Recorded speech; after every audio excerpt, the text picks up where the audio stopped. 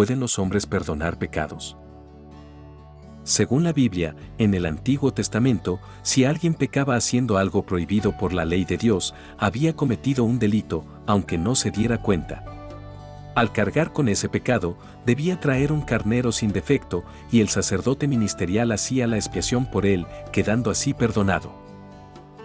El Salmo 32 nos enseña que es dichoso el que es absuelto de pecado y cuya culpa le ha sido borrada.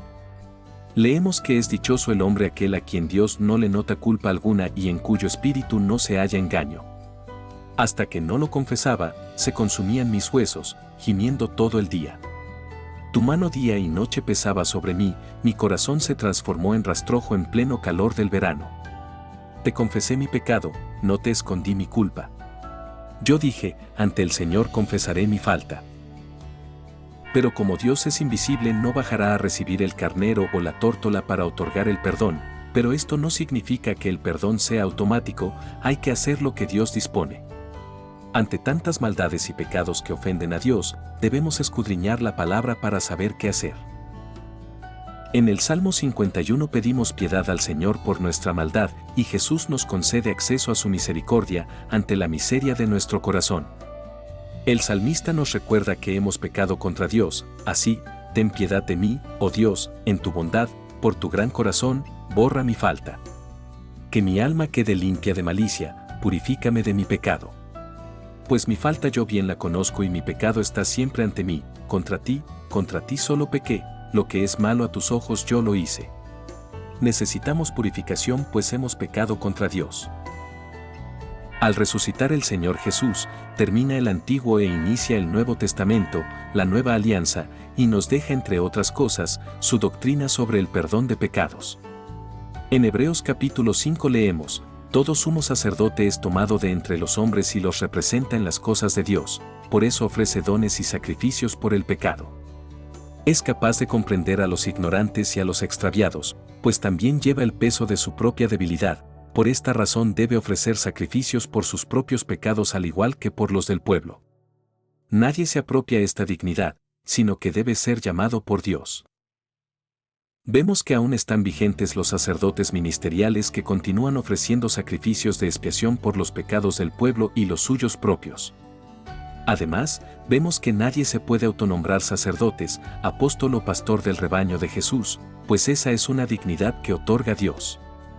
Eso lo hace el obispo de la Iglesia Católica con la ayuda del Espíritu Santo y debemos acercarnos al sacramento de la reconciliación, 1 Corintios 5,20. Pero el verso más revelador sobre el perdón de pecados está en el libro de San Juan 20,21, donde el Señor Jesús, después de soplar el Espíritu Santo sobre los apóstoles, les dio autoridad y los envió a perdonar pecados diciéndoles, a quienes perdonen sus pecados les quedarán perdonados y a quienes no se los perdonen, no. Esta confesión de pecados la vemos en la práctica en el libro de Hechos de los Apóstoles 19,18, donde la palabra de Dios dice que muchos de los que habían aceptado la fe venían a confesar y exponer todo lo que antes habían hecho. Observamos aquí que en verdad los apóstoles perdonaban pecados en el nombre de Jesús. En la Reina Valera 1960 dice que muchos de los que habían creído venían confesando y dando cuenta de sus hechos. El que no cree, no le hace caso a las palabras de Jesús. Esa misma autoridad se sigue aplicando en Iglesia Católica, por eso vemos sacerdotes ministeriales perdonando pecados en el nombre de Jesús. En cambio, otras denominaciones enseñan que los pecados se confiesan directamente con Dios, lo cual carece de fundamento bíblico verdadero, como lo hemos demostrado y es peligroso porque el pecado no confesado y expiado se carga y puede atraer muchas cosas. Es crucial cumplir la palabra de Dios y lo que Jesús mismo enseñó. En Juan 14,15 dice, si me aman, cumplirán mis mandamientos. Quien no ama a Jesús, no cumple sus palabras, sino que sigue enseñanzas humanas alejadas de la verdad de la Escritura. Por eso, revisa los pasajes bíblicos y pide guía a Dios para conocer la verdad. La confesión de pecados nos purifica y nos absuelve de culpa, pues el arrepentimiento por sí solo no basta.